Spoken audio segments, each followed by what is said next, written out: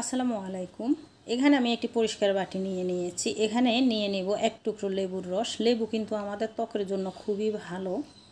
লেবু যেমন খেলে উপকার পাবেন, আবার ত্বকে অ্যাপ্লাই করলেও উপকার পাবেন। লেবুতে ভিটামিন সি থাকে, প্রাকৃতিক ব্লিচিং হিসাবে এটি কিন্তু কাজ করে থাকে ত্বকের জন্য।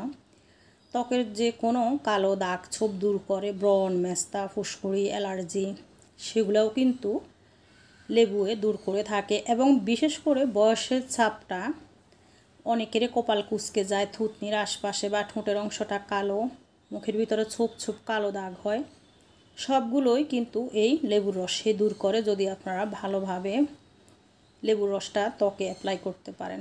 তবে কখনোই শুধু শুধু লেবুর রস ত্বকে দিতে যাবেন না, মানে খালি লেবুর রস কখনোই দিবেন না। এটার সাথে যে কোনো কিছু মিশিয়ে এরপরে দিবেন। আর একটি টিপস এখানে শেয়ার করি, লেবু আর হলুদ লাগিয়ে কখনোই চুলার তাপে বা রোদে যাবেন না, তাহলে কিন্তু স্কিনটা কালো হয়ে যাওয়ার সম্ভাবনাটা বেশি থাকে।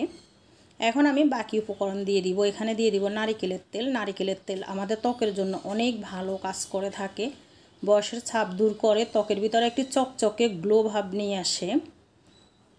দিয়ে দিব সামান্য কিছু নারিকেলের তেল, বেশি দিব না। নারিকেলের তেলটা আপনারা যদি ভালোভাবে ত্বকের ভিতরে ব্যবহার করতে পারেন হাতে পায়ে, কারণ এটি ব্যবহার করারও কিছু নিয়মকানুন আছে। আর দিয়ে দিব এখন গোলাপ জল। গোলাপ জলটা আমাদের ত্বকটা খুবই স্মুথ রাখে, ঠান্ডা রাখে এবং ত্বকটা উজ্জ্বল ফর্সা করে, দাগ ছোপগুলো দূর করে, বেবিদের মতো টান টান করে তুলে গোলাপ জলে।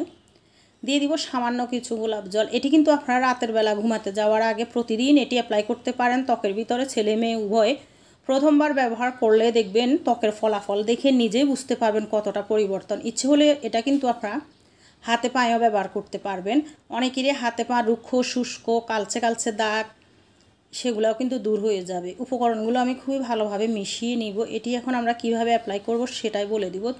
মুখটা ভালোভাবে ধুয়ে নেবেন, ধুয়ে মুছে নেবেন। নিয়ে এই রেমেডিটা আঙ্গুলের ভিতরে নিয়ে হালকা হাতে উপরের দিকে মাসাজ করবেন, মুখের ভিতরে, চোখের নিচে, কপালে, ঠোঁটে অনেক সময় ধরে এটি মাসাজ করবেন। মাসাজ করতে করতে করতে করতে দেখবেন যে আপনার হাতটা কিন্তু গরম হয়ে গিয়েছে।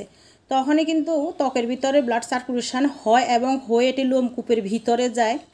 এই রেমেডিগুলো তখন স্কিনে টেনে নেয়। আমরা শুধু শুধু তেলটা উপর থেকে যখন লাগাই তখন কিন্তু তেল তেলে হয়ে যায় আমাদের স্কিনটা।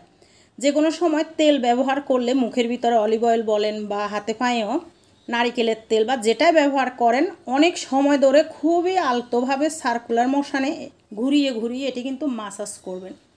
তাহলে দেখবেন যে আপনার ত্বকটা একটি চকচকে গ্লো ভাব ইনস্ট্যান্ট চলে এসেছে। আর এটি কিন্তু স্কিনে টেনে নেয়, সেটাই বুঝতে পারবেন আপনারা ব্যবহার করলে। একটি সুতি কাপড় ভিজিয়ে ভালোভাবে আলতো হাতে মুছে মুছে ত্বকের থেকে এটি তুলে নেবেন।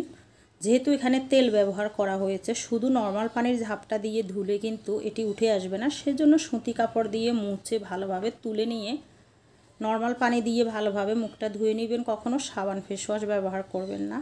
এরপরে যে কোনো ময়শ্চারাইজার ক্রিম লাগিয়ে নিতে পারেন। ভিডিওটি ভালো লাগলে ইউটিউব চ্যানেলটি সাবস্ক্রাইব করবেন আর ফেসবুক পেজ থেকে দেখে থাকলে ফলো দিয়ে দিবেন। আল্লাহ হাফিজ, আসসালামু আলাইকুম।